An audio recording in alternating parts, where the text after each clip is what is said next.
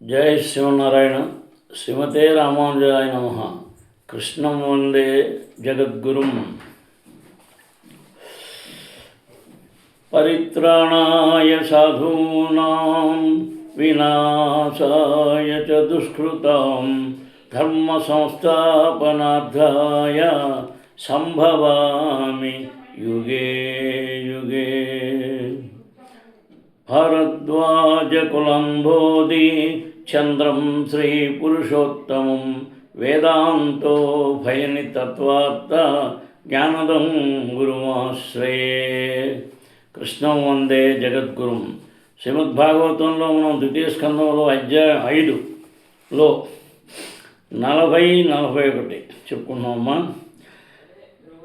తత్కటాక్షాం చతలం క్లుప్తమూరుభ్యాం వితలం విభోః జానుభ్యాం సుతలం శుద్ధం జంఘాభ్యాం తు తలాతలం మహాతలం తు గుల్పాభ్యాం ప్రపదాభ్యాం రసాతలం పాతాళం పాదతరత ఇది లోకమయ పుమాన్.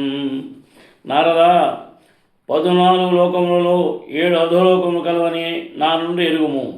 మొదటి లోకముకు అతలము కటి ప్రదేశమున నిలిచి ఉన్నది. రెండవదేకు వితలము ఊరువులపై నిలిచి ఉన్నది. మూడవదేకు సుతలము జానువులపై స్థితమై ఉన్నది. నాలుగవదేకు తలాతలము పిక్కలపై నిలిచి ఉన్నది. ఐదవదేకు మహాతలము గుల్ఫములపై నిలిచి ఉన్నది. ఆరవదేకు రసాతలము పాదాగ్రములపై నిలిచి ఉన్నది. ఏడవదేకు పాతాళము పాదమూలములపై నిలిచి ఉన్నది. ఈ విధముగా భగవానుని విరాట్ రూపము సమస్త లోకపూర్ణమై ఉన్నది. ఆధునిక సాహిత్యకులు అంతరిక్షమును ప్రయాణించు వ్యోమగాములు అంతరిక్షమును 14 లోకములు కలవని శ్రీమద్భాగవతం నుండి సమాచారం అందవలసి ఉన్నది. భూలోకముగా పిలువబడు భూమండలం నుండి ప్రతిదినం గణింపబడను. భూలోకములకు పైన గల లోకము భూర్లోకము మరియు అత్యంత ఉన్నతముకు లోకము సత్యలోకము. ఇవన్నీను ఊర్ధ్వలోకములు. అదేవిధముగా అతలము వితలము సుతలము తలాతలము మహాతలము రసాతలము పాతాళమనడి 7 అధోలోకములు కలవు. ఇవన్నీను 2 బిలియన్లు చదరపు మైళ్ళ విస్తీర్ణం గల విశ్వమునందంతను వెదజల్లబడి ఉన్నవి. నవీన వ్యోమగాములు భూమి నుండి కొన్ని వేల మైళ్ళ దూరం మాత్రమే ప్రయాణించగలరు. తత్కారణము వారి అంతరిక్షయానము సువిశాలము సముద్రపూటను బాలుని ఆట వంటిది మాత్రమే.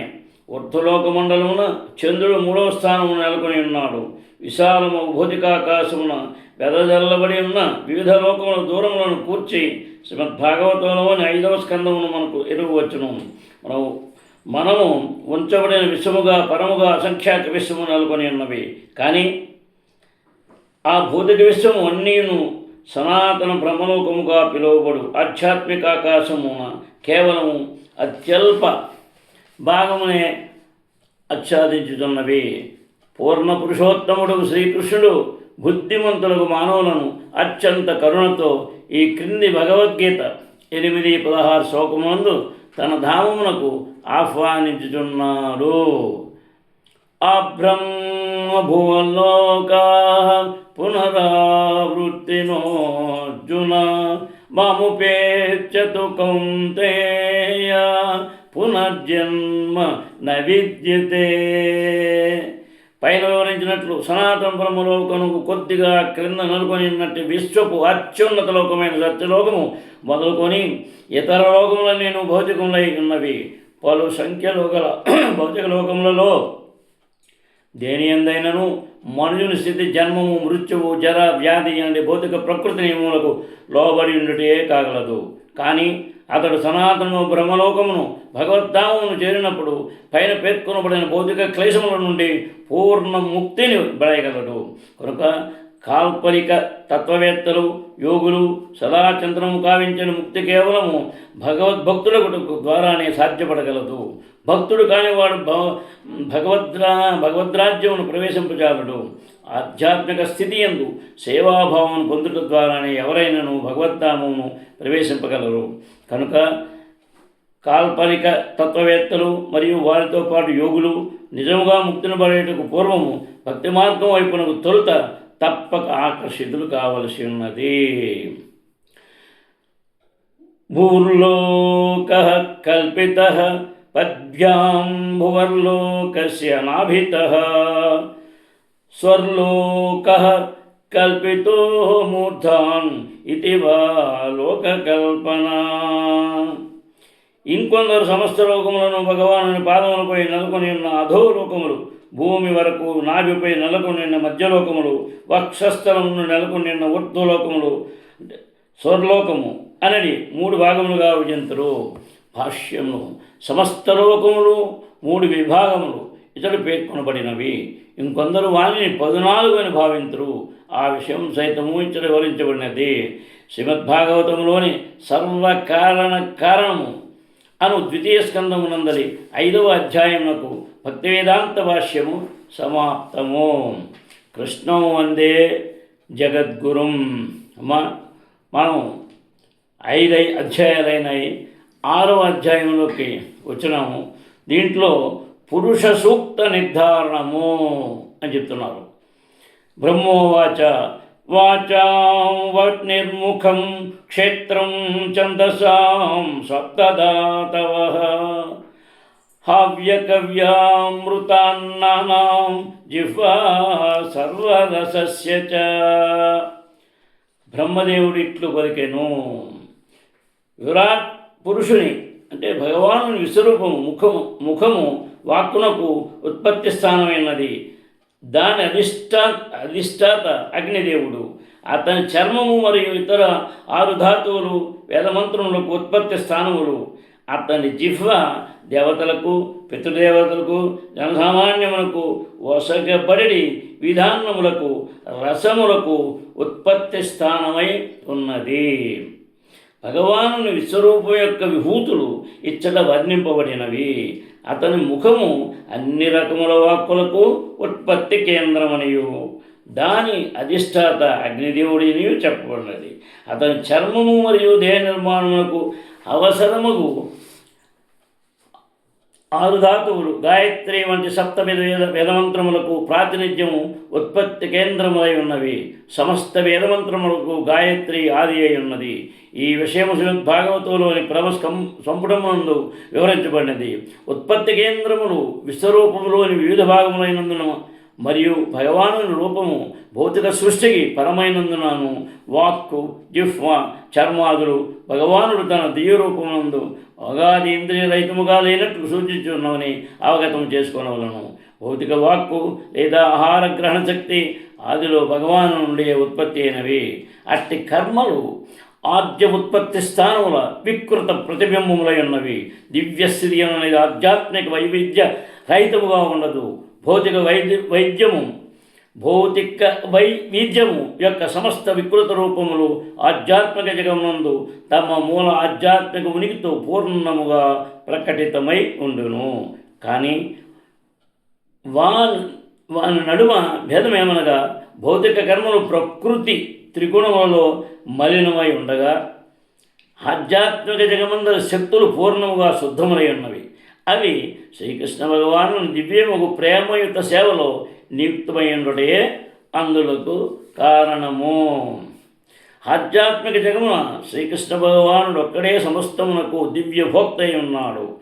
అచ్చటగల జీవులు ఎట్టి ప్రకృతి గుణ సంపర్కములు లేకుండా అతని దివ్య ప్రేమమయ సేవలో నియుక్తయుందురు. ఆ జగమందలి కర్మలు భౌతిక జగపు మదరహితముగా నుండును. నిరాకారవాదులు పలుకున్నటువంటి నిర్విశేష శూన్యవాద ప్రశ్నయే అచ్చట లేదు. నారద పంచరాత్రమందు భక్తియుత సేవ ఈ క్రింద విధముగా నిర్వచింపబడినది.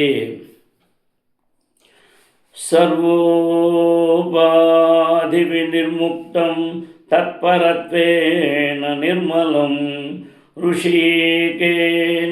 ఋషికేశ శవనం భక్తి రుచ్యతే. ఆది యందు ఇంద్రియములన్నీను భగవానుని ఇంద్రియాకారము నుండి సృజించబడినందున భౌతిక జగత్తు ఇంద్రియ కర్మలు భక్తి యోగ విధానమున శుద్ధి కావింపబడవలెను. ఆ విధముగా మన భౌతిక కర్మలు ప్రస్తుత పరిస్థితిని కేవలము పవిత్రమునచ్చడం ద్వారా జీవన పూర్ణత్వం పొందబడును. వివిధ ఉపాధుల భావన నుండి ముక్తి పడయుట అనే స్థితి నుండి పవిత్రీకరణ విధానం ఆరంభమగును. ప్రతి జీవుడు తన కోరికో లేక కుటుంబం కొరకో లేదా సంఘము దేశము ఉన్నవాని కొరకు ఏదియో ఒక సేవలో నియుక్తులై ఉన్నాడు. కానీ దురదృష్టవశాత్తు ఆ సేవలన్నీను భౌతికాసక్తి కారణమున ఉనరింపబడుతున్నవి. అట్టి భౌతికాసక్తులను కృష్ణ సేవలోనికి మరల్చవలెను. ఆ విధముగా భౌతికాసక్తి నుండి ముక్తిని పడేటకు చికిత్స అప్రయత్నముగా ఆరంభమగును. కనుకనే ముక్తి నుండి విధము ఇతర పద్ధతుల కన్నను భక్తి దశ ద్వారానే సులభతరమై ఉన్నది. మనుజుడు నిరాకారవాదమునందు అనురక్తుడైనచో పలు విధములకు క్లేశములకు గురి కావలసి వచ్చునని క్లేశోధికత శేషాం అవ్యక్తాసక్త చేతసాం భగవద్గీత 12:5 ఎందు తెలుగురటే అందులకు కారణము.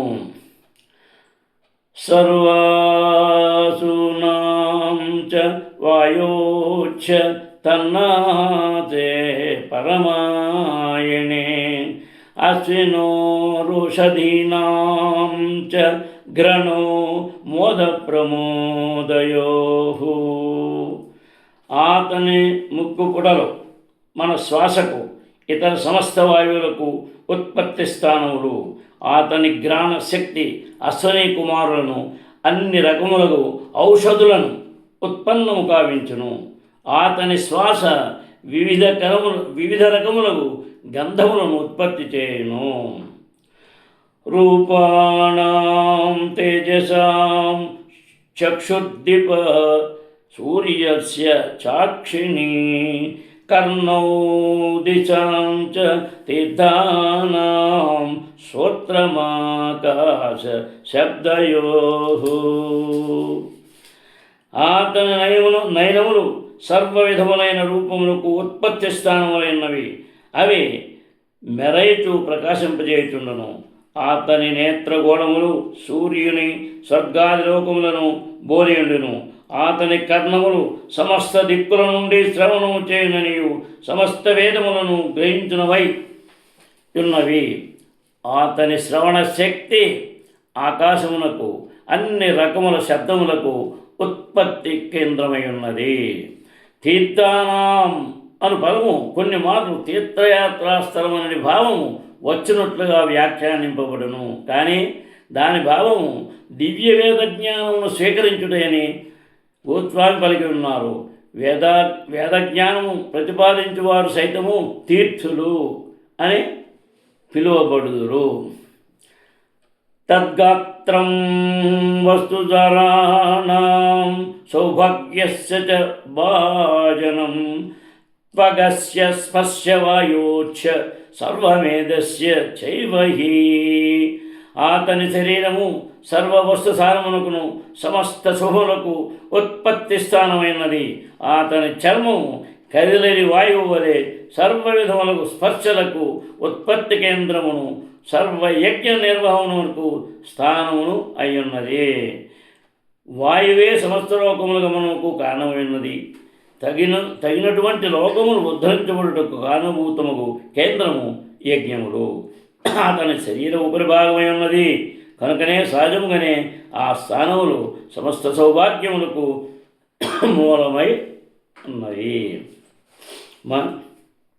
తర్వాత రోమాణ్యుద్భిచ్చ జాతినాం యైర్వాయజ్ఞస్తు సంవృతః కేశస్మశృణఖాన్యస్య శిలాలోహాభ్రవిద్యుతాం.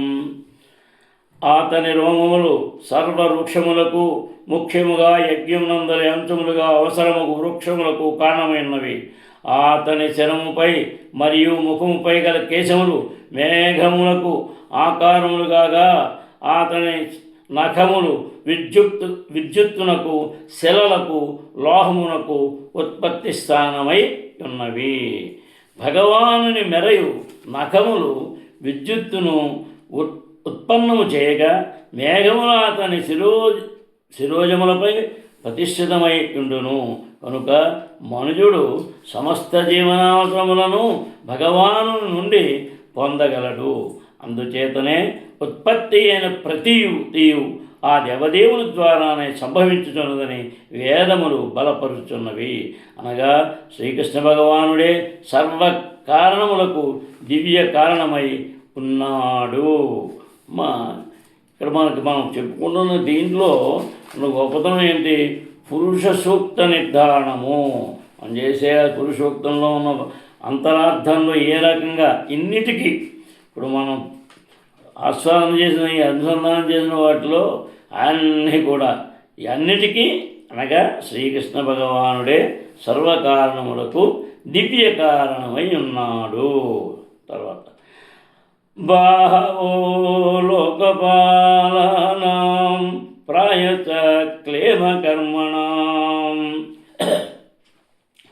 భగవానుని బాహువులు లోకపాలులకు జనసామాన్యమును రక్షించు ఇతర జీవనాయకులకు ఉత్పత్తి స్థానమై ఉన్నవి. శ్రీమద్భాగవతంలోని ఈ ముఖ్య శ్లోకము భగవద్గీత 10:4:1-4:2 యందు ఈ విధముగా ధృవపరువబడి చక్కగా వివరించబడినది. యద్విద్విభూతిమత్సత్వం శ్రీమదూర్జితమేవ తత్తదేవావగచ్చత్వం మమ తేజోంశ సంభవం అథవా బహునైతేన కిం జ్ఞాతేన తవార్జున విష్ణవ్యాహమిదం కృష్ణం ఏకాంశేన సితో జగత్.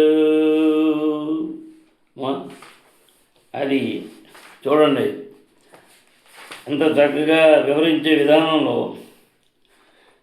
పలువురు శక్తిమంతులకు రాజులు, నాయకులు, పండితులు, శాస్త్రజ్ఞులు, కళాకారులు, ఇంజనీర్లు, అన్వేషకులు, పురాశిల్పోత్సవ శాస్త్రములు, పారిశ్రామికవేత్తలు, రాజనీతిజ్ఞులు, అర్థశాస్త్రజ్ఞులు, వ్యాపారస్తులు మరియు బ్రహ్మ, శివుడు, ఇంద్రుడు, చంద్రుడు, సూర్యుడు, వరుణుడు, మరుత్త వంటి దేవతలు, శక్తివంతులకు అధిష్టాతలు పలువురు భిన్న భిన్న స్థాయిలలో విశ్వపోషణ కలాపములను పరిరక్షించుతున్నారు. వారందరూ దేవదేవుని వివిధ శక్తివంతులకు అంతులై ఉన్నారు. ఆ దేవదేవుడకు శ్రీకృష్ణుడే సర్వజీవులకు తండ్రి. ఆ జీవులే వారి వారి కోరికలు లేదా ఆశలను అనుసరించి ఉచ్చ నీచ స్థితుల యందు ఉంచబడిరి. పైన తెలుపుకున్నట్లు వారిలో కొందరు భగవత్ సంకల్పమున విశేషంగా శక్తిని పరచి ఉన్నారు. జీవుడు ఎంతటి శక్తిమంతుడైనప్పటికీ పూర్ణుడు కానీ స్వతంత్రుడు కానీ కాదాలనని బుద్ధిమంతులకు వారు తప్పక ఎరుగవలెను. అది పరిపక్వమైన జ్ఞానం సంపాదించిన వాడు ఎవరైనా కూడా తప్పకుండా అనుకుంటాడు. సర్వజీవులు ఈ శ్లోకమునందు తెలుపబడిన తమ విశేష శక్తి మూలమును తప్పక అంగీకరించవలను. తద్రీతిగా వారు వర్తించినచో కేవలము తమ తమ విద్యుక్త ధర్మములను నిర్వహించడం ద్వారా అత్యున్నత జీవన పూర్ణత్వము అనగా నిత్య జీవనమును, పూర్ణ జ్ఞానమును, అక్షయముగు ఆశీస్సులను పడగలరు. అక్షయముగు ఆశీస్సులుట అక్షయం ఇంతనేం లేదు అక్క, 10, 20, 100, 200, 2000 కాదట. ఇంకా అక్షయముగు ఆశీస్సులను పడగలరు. ప్రపంచమునందరి శక్తిమంతులకు మనుషులు తమ శక్తికి మూలముగు వాణిని పూర్ణ పురుషోత్తముడుగు శ్రీకృష్ణ భగవానుని అంగీకరింపనంత వరకు మాయ అంటే భ్రాంతి యొక్క కర్మలు కొనసాగుతూనే ఉండును. మాయ యొక్క కర్మలు ఎటువంటివి అనగా భ్రాంతిమయముగు భౌతిక శక్తితే భ్రమితుడైన శక్తిమంతుడైన మనుజుడు తననే సర్వస్వముగా భావించుచు భగవద్భావను అంటే ఆ భావనని పెంపొందించుకొనుకుండును. అట్టి మిథ్యాహంకార భావన, నేను నాది అనే భావన ప్రపంచమందు అతిగా ప్రబలిపోయినది. దానితో పాటు మానవ సంఘమున జీవన సంఘర్షణ తీవ్రముగానున్నది. కనుక మేధావి వర్గపు జనుడు శ్రీకృష్ణ భగవానుని మాత్రమే సమస్త శక్తులకు చరమ మూలముగా అంగీకరించి ఆ విధముగా అతని శుభాశీస్సుల కొరకై వందనములను అర్పించవలసి ఉన్నది. సమస్తమునకు భగవాను దివ్య యజమానిగా నిజమునకు అతడే యజమాని కనుక అంగీకరించినంత మాత్రముననే మనుజుడు అత్యున్నత జీవన పూర్ణత్వమును పడగలడు. సమాజ దృష్టిలో ఒక మనుజుని విలువ ఏదైనప్పటికీ అతడు శ్రీకృష్ణ భగవానునితో ప్రేమాభావ వినయమయమును కావింప యత్నించి ఆ దేవదేవుని ఆశీస్సులతో తృప్తి నొందినచో జన్మ జన్మలుగా కోరుచున్నట్టే అత్యున్నత మనశ్శాంతిని శీఘ్రమే బడయగలడు. మనశ్శాంతి అంటే మనోస్వస్థత అనున్నది కేవలము మనస్సు శ్రీకృష్ణ భగవానుని దివ్య సేవయందు సిద్ధమైనప్పుడే సాధ్యముగును. గొప్ప వ్యాపారస్తుని తనయులు ప్రత్యేకముకు పాలనాధికారములు వసగబడినట్లుగా భగవాను అంశలు సైతము భగవసేవార్థమై విశేషముకు శక్తులు వసగబడుదురు. వినమ్రుడకు తనయుడు తండ్రి అభిమతమునకు ఎన్నడూను విరుద్ధముగా ప్రవర్తింపడు. ఆ విధముగా అతడు కుటుంబ యజమాని యొక్క తండ్రితో ఐకమత్యమున జీవితమును పరమ ప్రశాంతముగా కొనసాగించును. అదేవిధముగా భగవానుడు తండ్రి అయినందున సర్వజీవులు విశ్వాసపాత్రులకు తనయుల వలె తండ్రి కార్యమును మరియు అభిమతమును పూర్ణముగాను సంతృప్తికరముగాను నెరవేర్చవలసి ఉన్నది. ఇట్టి స్వభావమే మానవ సంగమునకు శాంతి శ్రేయస్సుకు శీఘ్రమే కొనిరాగలదు. అది శీఘ్రమే కొనిరాగలదు. ఇందులో చెప్పిన వాటిలో అన్నిట్లో కొంతవరకు వారు చేయగలిగి మనస్ఫూర్తిగా వారు చేసిన తప్పకుండా నమ్మకుండా కూడా ఉంటుందంతే. విక్రమో భూర్భువ స్వచ్ఛక్షేమస్య శరణస్య చ సర్వకామవరస్యాపి హరేక్షరణ ఆస్పదం. ఆ విధముగా భగవాను ముందడుగులు ఊర్ధ్వ అధో స్వర్గలోకములకును మరియు మనకు వలసిన సమస్తమునకును ఆశ్రయమై ఉన్నవి. అతని చరణకమలములు సమస్త భయముల నుండి రక్షణను కూర్చున్నవై ఉన్నవి. అది సమస్త భయముల నుండి అన్ని రకములకు భయముల నుండి పూర్ణ రక్షణ కొరకును దానితో పాటు జీవన అవసరములన్నింటికి కొరకు శ్రీకృష్ణ భగవానుని చరణకమలాశ్రయమును ఈ లోకమందేగాక ఊర్ధ్వ అధో స్వర్గలోకములన్నిటి ఎందును మనం తప్పక గ్రహింపవలసి ఉన్నది. అది అన్ని రకములు వాటికి కూడా మనం ఇక్కడే కాకుండా ఊర్ధ్వ అధో స్వర్గలోకములన్నిటి ఎందును మనం తప్పక గ్రహించవలను. ఈ పూర్ణ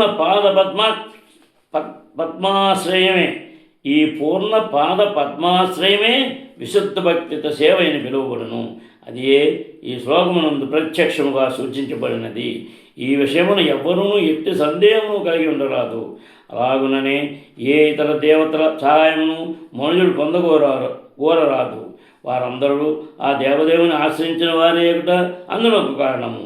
ప్రతి ఒక్కరూ స్వయముగా ఆ దేవదేవుడు తనకు తాను తప్ప శ్రీకృష్ణ భగవానుని కరుణపైన ఆధారపడి ఉన్నారు. చివరికి సర్వవ్యాపము పరమాత్మ తత్వము సైతము పురుషోత్తముడు భగవాను తత్వముపై ఆధారపడి ఉన్నది. తర్వాత అపావీరస్య సర్గస్య పర్జన్యస్య ప్రజాపతేః పుంసః శిష్ణ ఉపస్తత్తు ప్రజాత్యానంద నివృత్తే. భగవాను జనేంద్రియం నుండి జలము, వీర్యము, సృష్టి, వర్షము, ప్రజాపతులు ఉత్పత్తిగును జన్మనొసడి క్లేశమున పరిహారము భావించు ఆనందమునకు అతని ఉపస్థేంద్రియమే కారణము. ఉపస్థేంద్రియము మరియు జన్మనొసగడి ఆనందము అన్నవి కుటుంబ చిక్కుల క్లేశములను పరిహారం కావించును. జననేంద్రియములపై భగవత్కరుణ ద్వారా ఏర్పడి ఉన్న ఆనందమునిచ్చు పారయే లేకున్నచో మనుజుడు సంతానమును కనుటే విరమించేవాడు. కుటుంబ చిక్కుల వలన కలిగే క్లేశములను పూర్ణముగా పరిహరింపగలిగిన రీతిలో అపారానందమనసుకును. ఈ ఆనందమునసుకు పారచే మనుజుడు ఎంతగా ఆకర్షితుడుగునో ఒక్క సంతానంతో అతడు సంతృప్తి నొందక వారి సంఖ్యను పెంచుకుని చూపును. వారిని పోషించవలసిన గొప్ప ప్రమాదం ఎదురు ఉన్నప్పటికీ కేవలం ఆనందమునకు పార కొరకు అతడు అట్లు గావించును. అయినది అది భగవాను దివిదేహం నుండి ఉత్పన్నమవుతున్నందున మిథ్య మాత్రం కాకూడదు. అనగా ఆనందమునకు ఈ పార సత్యమే కానీ భౌతిక కల్మష కారణం అది వికృత తత్వము పొంది ఉన్నది. భౌతిక జగమునందు మైదునసుఖమే సమస్త క్లేశములకు భౌతిక సంస్కార సంపర్క కారణమై ఉన్నది. కనుక ఈ జగమందు మైదునసుఖమును అవసరమునకు మించి ప్రోత్సాహపరపరాదు. భౌతిక జగమందు సంతానం వృద్ధి చేయవలసిన అవసరం కలదు. కానీ అట్టి సంతానాభివృద్ధి కార్యం ఆధ్యాత్మిక విలువల పూర్ణ బాధ్యతతో నిర్వహించవలసి ఉన్నది. జీవములోని ఆధ్యాత్మిక విలువలు భౌతిక అస్తిత్వమును మానవ రూపమునందే అనుభూతము కాగలవు. కనుక మానవుడు ఆధ్యాత్మిక విలువల సమన్వయముతోనే కుటుంబ నియంత్రణము అంటే చేసేవారి విధానాన్ని బట్టి పాటించవను, కానీ అన్యదా కాదు. గర్భ నిరోధకములను వాడుతూ కావ్యంపడి తుచ్చ కుటుంబ విధానం ఘోరమైన భౌతిక కల్మషంపై ఉన్నది. ఈ యుక్తులను ఉపయోగించే లౌకికులు జననాంగముపై గల పార యొక్క ఆనందమయ శక్తి యొక్క ప్రాముఖ్యతను నిర్వజాలక కృత్రిమ పద్ధతుల ద్వారా పూర్ణముగా వినియోగించుకొని కోరుతురు. అల్పజ్ఞులైన మానవుడు ఆధ్యాత్మిక జ్ఞానం లేకుండా జినేంద్రియమును భౌతిక ఇంద్రియ తృప్తి కొరకే యత్నించును. తర్వాత పాయుర్యమస్య మిత్రస్య పరిమోక్షస్య నారద హింసాయా నిరుతేర్మ్యూత్యోర్నిహేత్య ఉదం స్మృతః. ఓ నారద, విరాట్ రూపము యొక్క ఉదస్థానము మృత్యుదేవత యొక్క పితృని వాసమై ఉన్నది. ఆయన వాయువు, ఈర్ష్య, దుర్భాగ్యము, మృత్యువు, నరకాదులకు స్థానము. పరాభూతేరధర్మస్య తమసశ్చాపి పశ్చిమః నాజ్యో నదనదీనాంచ గోత్రాణమస్తి సంవతిః. అతని పృష్ఠభాగము సర్వవిధములకు పరాభవములకు అజ్ఞానమునకు అంతేగాక అధర్మమునకు స్థానమై ఉన్నది. అతని నాడుల గుండా గొప్ప నదములు ప్రవహించును. అతని అస్యకలే గొప్ప పర్వతములను నిలిపి ఉన్నవి. పూర్ణ పురుషోత్తముడు శ్రీకృష్ణ భగవాను నిరాకార భావము తిరస్కరించుటకు అతని దివ్య దేహరచన యొక్క క్రమబద్ధ విశ్లేషణ ఇతర వసగబడినది. భగవాను రూపము సామాన్య రుగ్యభావన రూపములకు భిన్నమైనదని ఇతర లభించున్న భగవద్రూప విరాట్ రూపం వర్ణనం నుండి స్పష్టమవుతున్నది. ఏ విధమైనను అతడు ఎన్నడూను నిరాకార శూన్యం కాడు. అజ్ఞానము భగవాను వెనుక భాగమై ఉన్నది. తత్కారణము అల్పజ్ఞ వర్గము వారి అజ్ఞానము సైతము అతని దేహమునకు అన్యముగా లేదు. అతని దేహము సమస్తము యొక్క పూర్ణ రూపమైనందున ఎవరునూ అతడు నిరాకారుడే అని స్థిరముగా చెప్పగలరు. పైగా అతని పూర్ణమైనట్టి వర్ణనము అతడు ఏకకాలమున నిరాకారుడు మరియు సాకారుడు అని పలుకును. పూర్ణ పురుషోత్తముడు శ్రీకృష్ణ భగవానుడే మూలతత్వమై ఉన్నాడు. నిరాకార తత్వము అతని దివ్యదేహకాంతి మాత్రమే. భగవాను రూపమును ముందు భాగం నుండి కాంచగలిగిన భాగ్యము కలవారు అతని స్వీయ రూపమును అనుభూతమర్చుకోగలరు. కానీ పరాభవం నుండి భగవాను వెనుక వైపు అజ్ఞానము వైపు ఉంచబడిన వారు, అనగా వెనుక నుండే భగవానుని కాంచగలిగిన వారు నిరాకార తత్వం నందే అతని అనుభూత మనర్చుకోగలరు. జయ శ్రీమన్నారాయణ. శ్రీమతే రామానుజాయ నమః. కృష్ణం వందే జగద్గురుం. శ్రీ భాగవతంలో ద్వితీయ స్కందములో మనం 6వ అధ్యాయానికి వచ్చాం. ఇందులో పెద్దగా చెప్పుకున్నాం. చేత ఆ భగవంతుని యొక్క పరమ కటాక్షంతో అందరూ కూడా ఆయురారోగ్య శ్రేయాలతో ఉండాలి. శ్రేయకాంతాయ కళ్యాణ నిధయే నిదర్దినాం శ్రీవేంకట నివాసాయ శ్రీనివాసాయ మంగళం. కృష్ణం వందే జగద్గురుం. సర్వే జనా సుఖినో భవంతు. జై శ్రీకృష్ణ.